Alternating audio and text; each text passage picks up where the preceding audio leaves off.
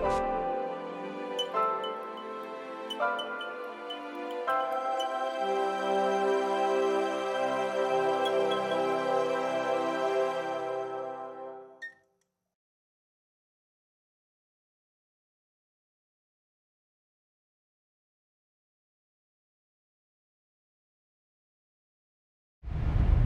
need you to trust me. One last time.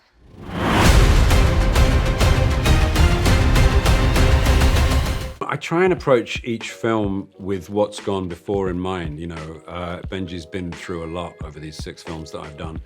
And every time I start a new one, I look at what he's just experienced, and try and move forward from there. It's a very nice thing as an actor to be able to live with a character for as long as I have. It's 20 years, so yeah, he's evolved accordingly, I think. It's great. I mean, the very first time I met Tom, he was incredibly personable and put me at ease. I was terrified, it was my first time making a Hollywood movie, and then he sort of came on and was just, an absolute sort of dream to work with. So yeah, it's always fun. When you're going to make a movie with Tom Cruise, you're going to have, fun on screen and off. So it's been a really lovely relationship over the years. I love shooting in Svalbard in the Arctic Circle. I'm a big snow fan. I love snow generally. I love snowboarding. So to be in the Arctic, somewhere where no human being should ever really be. It's so inhospitable. Very, very cold, obviously, minus 40 degrees Celsius.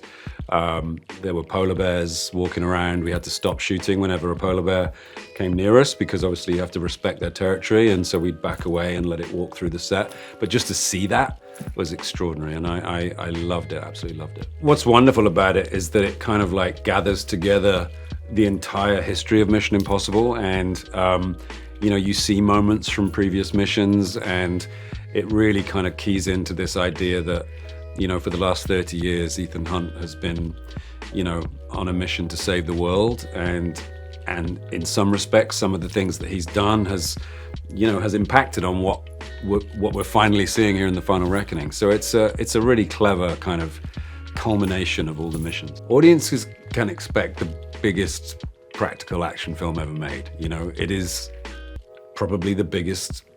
I mean, it just is. I mean, it's incredibly exciting, and there's a lot of amazing spectacle in it. But at the very heart of it, it's a very intimate movie, and there's lots of, really sweet character stuff, very nuanced character development for every character. I feel like every character is really well served in this film, and so it's huge and it's small, and that's quite an amazing combination. Stepping back into Grace, I mean, the exciting thing about these movies is because they are such a movable feast. You never know what's going to be asked or expected of you. So to just be in a constant state of readiness, to be able to adapt, to be physically and mentally fit, to go to the Arctic or South Africa, I knew from the last one that it takes sort of a real kind of commitment to sort of what mission ends up asking of you.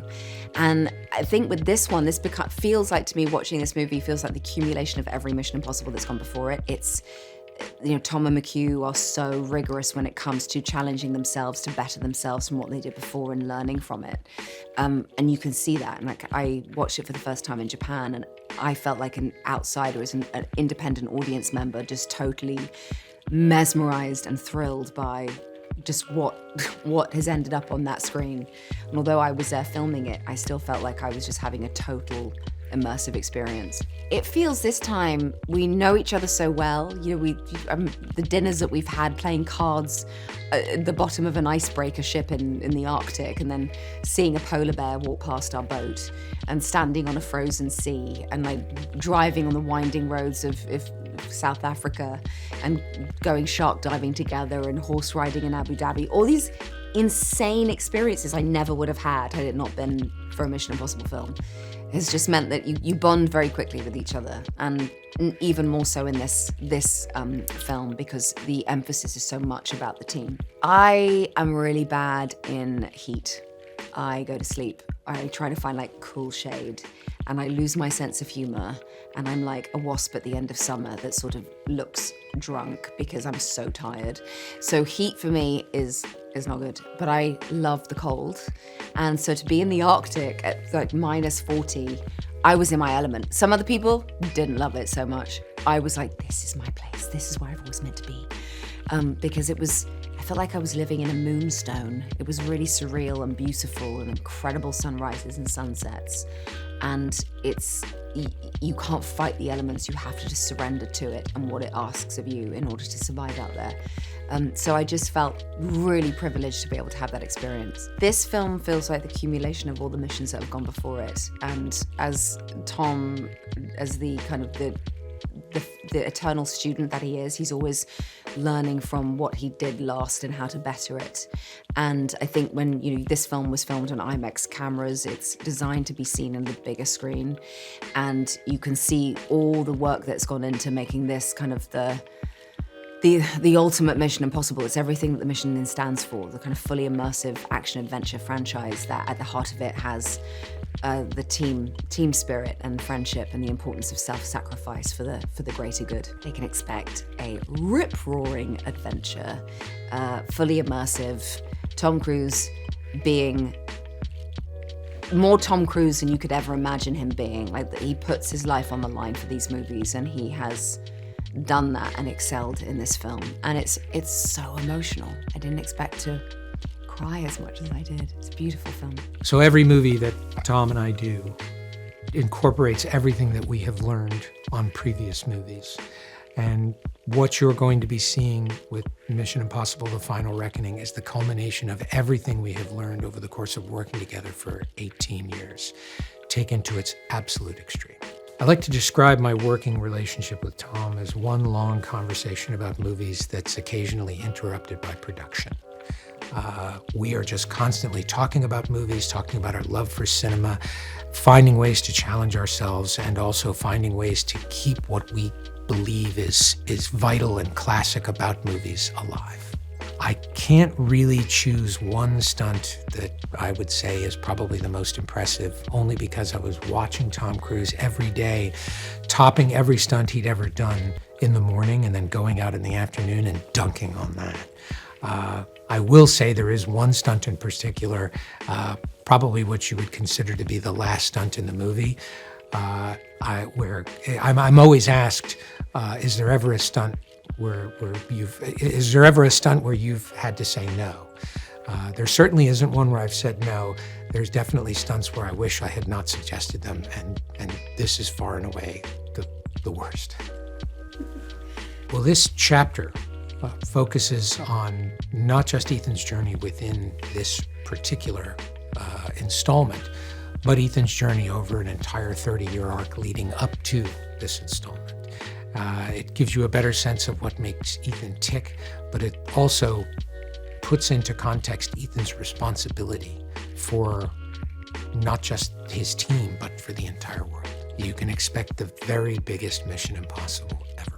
It was great, and also, we spent so much time together with the cast and crew that, it's like a big family traveling from country to country, so it was amazing to get back to work with them, we were training to be ready for anything, so we did so much training with Wade Eastwood, the stunt coordinator, and the whole stunt team, and I think maybe there was maybe some specific movements that we did that I worked on, like a back roll, for example, in the first fight at the beginning of the movie. I had never done that before, so I had to work on this specific movement, but, it's amazing when you get it right. It's just so special, and also with Mission Impossible, I get to do things for real, with no, special effects, and I do all the fights myself, so it's amazing, and they push me to do so as well, So, I love that. I mean, when we were in the Arctic, it was so cold, but it was so beautiful too, and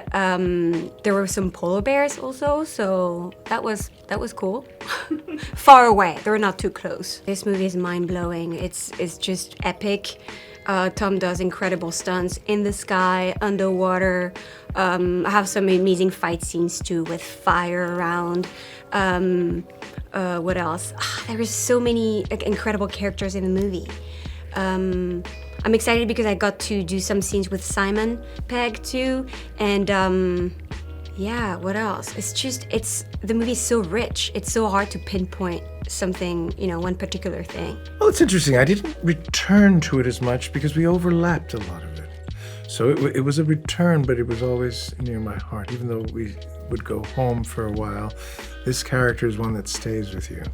Whether you watch him on screen or have to perform him like I do, there's something about Ethan's nemesis, Gabriel, that is very satisfying. And it's very challenging on one hand, but also just a lot of fun. Well, reuniting with Tom, Chris, and the rest of the cast is always fun.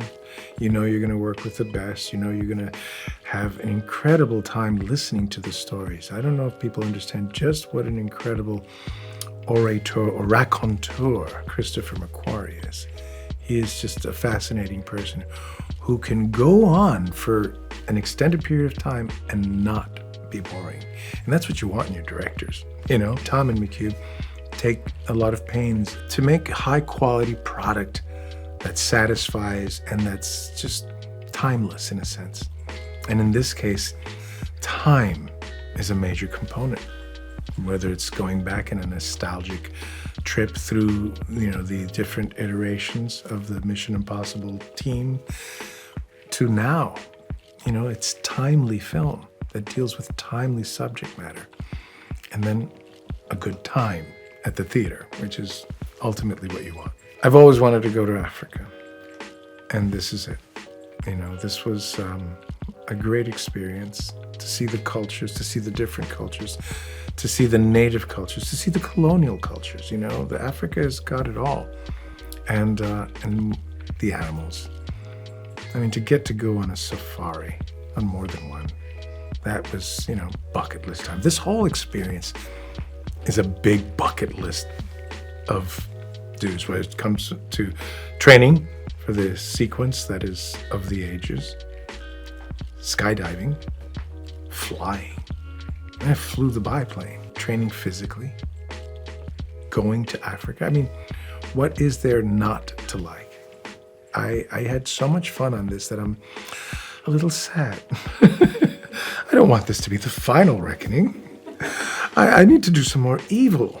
The final reckoning is a culmination of all the others. I mean, think about it. You make one film, and that's a massive learning experience.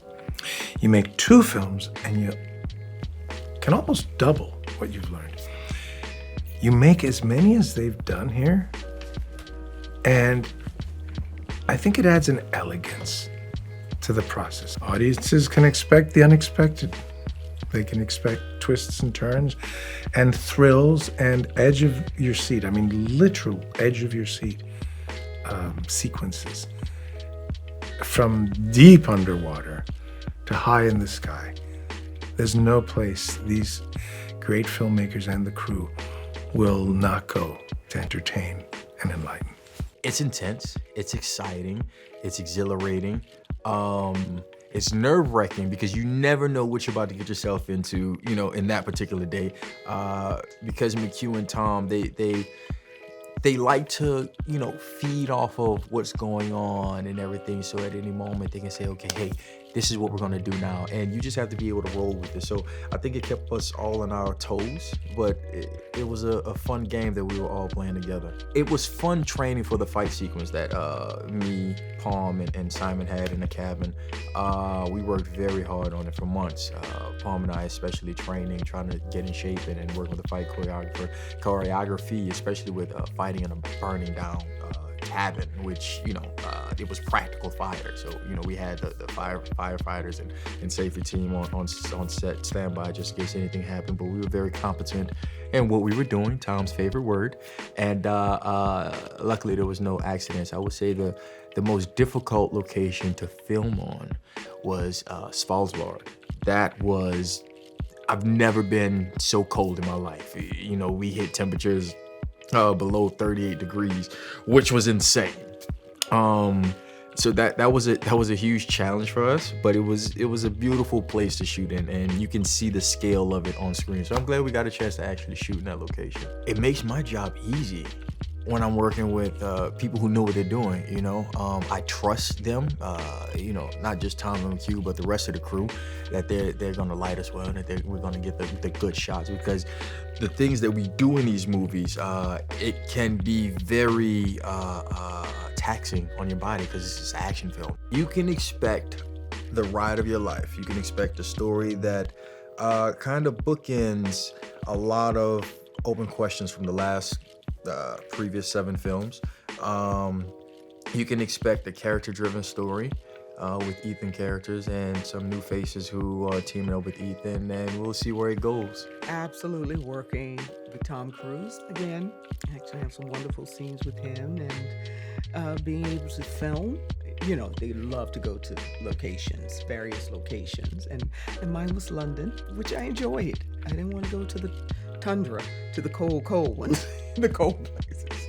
But I appreciate watching them. But yeah, I had a great time. And Fallout, of course, you encounter Erica as the director of CIA, but in this one now she has, she's been promoted, and she is actually someone in there ran a campaign, won successfully, and now she's the president of the free world. And the stakes are as high as they can possibly be, but she's well equipped to handle him. I mean, she has nerves of steel, obviously. Nerves of steel.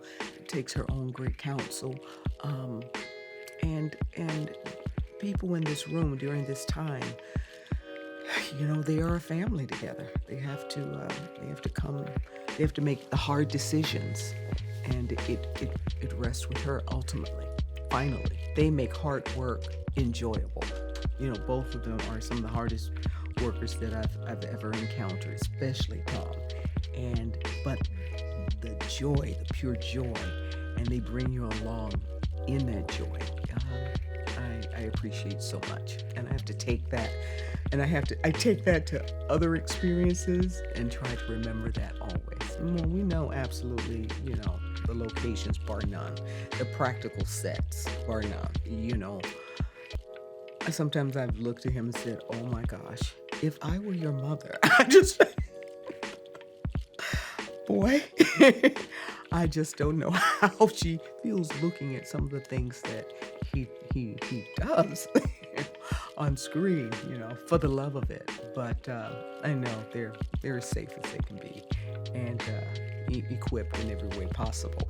I think that's one of the pure pleasures of Mission Impossible, that you're seeing exactly what it is. For those who've come along for, the 3 decades, the 30 years, you will have some, and have enjoyed it tremendously. There's a lot of memory there that is respected and revisited, and some of the return of some of the characters that were memorable. There's emotion that's threaded through the experience that you might not get in a just an action movie, but there's a lot of heart along with the action. We find my character, Commander Neely, which sounds very grand. Ethan has been sent by the president to go on his journey to stop the entity. And obviously it's in a time where, you can't trust anybody. No human can trust any other human, which would be so frightening. And so he's sent on his way with a letter that says CN on it, Commander Neely, and he arrives on the George H.W. Bush fighter carrier. And my character is on the viewing deck and knows, as soon as she sees this letter, who it's from, looks up and realizes that she has to step in, not wanting to, I might add, but she knows that if the letter has come from her friend Erica, the president, then it has to be a matter of world life or death. And so this commander sizes up the man and looks at where she could help him, and sends him on his way to Jack Bledsoe with her medallion from around her neck for Jack Bledsoe to know that it's someone that he can trust as well. So everything has become, a tangible talisman rather than anything from the ether. And that's the only way people can trust each other, is by passing that along. I mean, what's not to excite me? When I got the call, I was literally I actually swore quite a lot at first. I'd just been shooting on The Fall Guy in Sydney, and as soon as the call came in, I swore a lot, and then I was just like, I don't care where it is, I don't care what it is, please just say yes and thank you, because to be called up by both Tom and Chris McQuarrie, they're the greatest movie makers. So being encouraged to come and play with them was a no-brainer. I feel like those two were meant to find each other in life. Tom and Chris are undoubtedly soulmates, and they're so excitable all the time. It's like them as 12-year-olds meeting another female 12-year-old. We had 5 or 6 days on the George H.W. Bush fighter carrier, and it was the most, I would have absolutely done it without being paid, but don't tell anyone. I mean, there's nothing quite like it on or off screen. It's immersive in every sense. I know that Chris McQuarrie wanted this to be this one standalone film, even though it's part of an oeuvre. He wanted this to be a fully immersive experience for the moviegoer, but it's also immersive behind the camera. You know, they bring you in. I've never felt so welcomed by something, by Tom himself, by Chris, but also by the cast, because you're stepping onto probably the most well-known, glamorous, high-end, exciting travelator I've ever been on. So it's been really incredible. Well, somebody said to me, how would you describe it in 3 words? And my first one was heart attack. Because you see this man chucking himself around, and all the stuff on the biplanes rather, with Isai, it's heart-stopping. It really is. So for me, it's that kind of heart-stopping moments in it, and then the heart in it as well. That's the other word I was thinking of. Yeah, heart attack and claustrophobia. But it's also really good.